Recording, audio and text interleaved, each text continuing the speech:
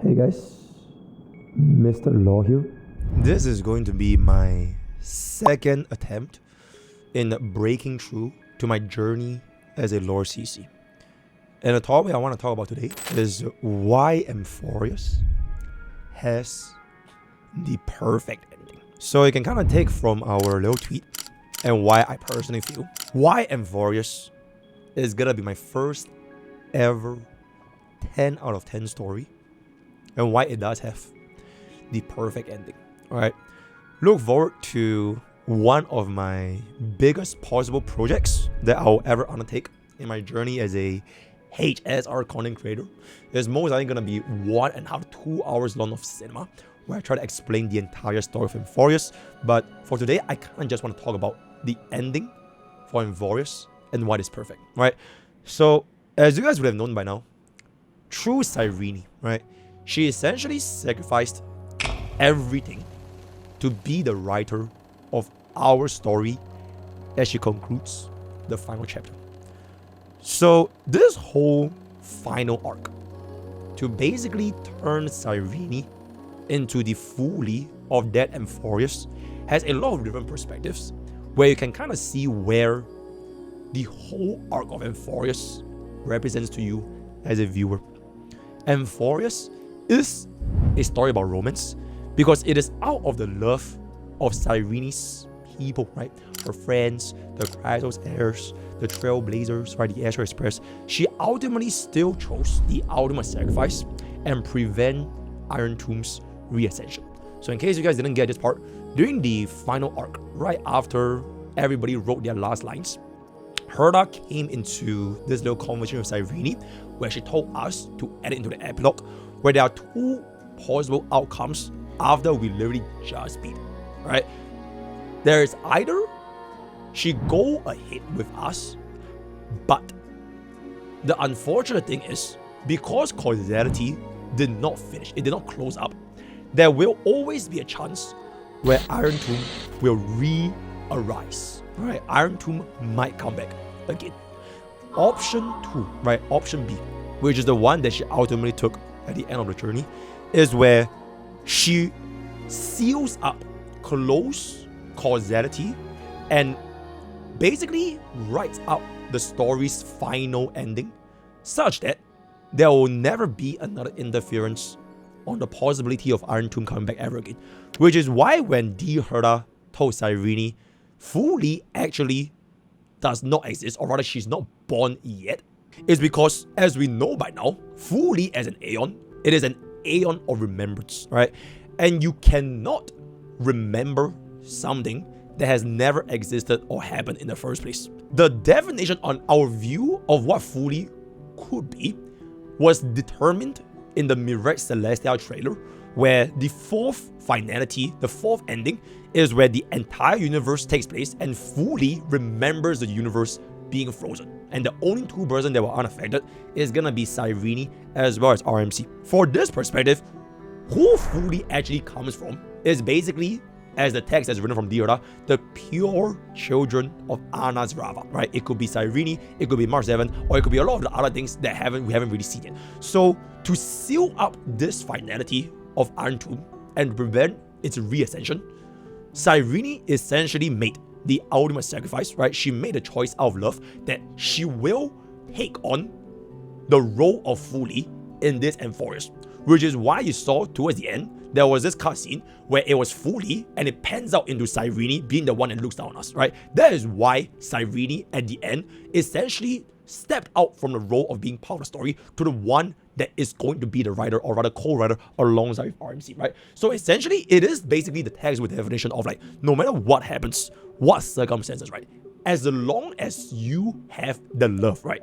For your love for your people, your significant other, whatever it's gonna be, your actions for those you love, it will never ever need a logical reason or justification. She basically just did it.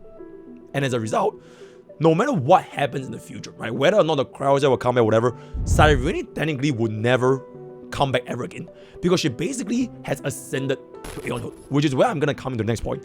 And Amphoreus is essentially a story of sacrifice where everything that Cyrene dreamed of and what she wanted to do, to be with her friends, to, the whole arc, the trailer where we saw all the different roles where she self-inserted, right? Like Loki self-inserted into her story and everything. It was basically what she really, really wished would happen, but it doesn't matter because she basically forsake that possibility of it ever happening because she chose option B, right? And this is kind of also etched into every single Kratos era, right? It is literally part of the motto. Losses are a constant on the flame chase journey, right? If you have played the story enough, not just Cyrene, right? Not even just Phynon, every single Kratos heir, to a certain extent, has made all of their different sacrifices, right? Throughout this entire journey. And this is why Amphoreus as a story of sacrifice, while the memories and the code of all these heirs, because if you play the epilogue story, the Herda and all that, they basically made they've discovered this brand new Amphoreus that is starting to sprout, right? It's like a seed. It's starting to sprout. So there is a potential that all of these codes, because Kratos heirs at the end of the day, they are basically codes, part of the simulation, right? These codes and the memory, there is a chance that they can reappear in this brand new Amphoreus, all except for Cyrene. Because her sacrifice is once she took herself out of the equation, she is no longer going to be part of the same plane of existence within the Kratos heirs, right? She is now fully in this Amphoreus, and therefore she will never ever see that path of reincarnation ever again, right? So it is truly like, okay, in any case, that is going to be it. And then lastly, and I think this is like one of the reasons why I feel that Amphoreus is pretty much one of, if not the best stories, best perfect ending I've experienced, is that because Amphoreus at the end, it is a story based on existence, right? What matters is not whether or not the Kratos heirs, whether Cyrene, Phynon, all the sacrifices, Iron Tomb, is not whether or not this tale was real. Was it fake? Was it a bad ending, good ending, sad ending, right? A lot of people in real life, oh my god, Amphoreus 3.7 was cooked, it was not good, it was great, Shao-Chi cooked. It doesn't really matter because at the end of the day, this story of Amphoreus, this story of As I've Written, it will exist through the millions of players who have played Amphoreus in real life, right? And we, as the players in real life, when we are playing this game, when we are playing through Honkai Star Rail, when we play through and read through Amphoreus As I've Written, we are the ones that will breathe life into this entire chapter with our own creations. This is also why, while Cyrene is gone, she will never really be forgotten, which I think is a little bit of an irony because she is basically fully, which represents remembrance. She will never be forgotten as long as she stays alongside with our journey, as seen from her shadows literally appearing in RMC's splash art. What is dead is not when the character ceases to exist. What is dead is when they are gonna be forgotten, right? But at the end of the day, everything in Amphoreus has and always will be a story.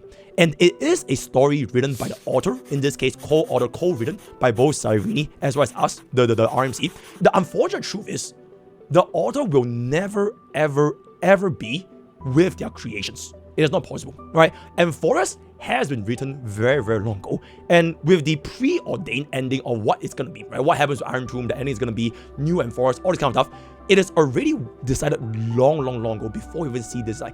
And while it will only exist, right, this entire arc of Amphoreus, it will only exist as a story to be remembered. It is the people of tomorrow that will breathe life into the memories by experiencing what Amphoreus has to offer. So the ultimate fourth wall break, right? The fourth wall break is when, as the players of Honkai Star Rail are now the readers, that is when tomorrow becomes yesterday.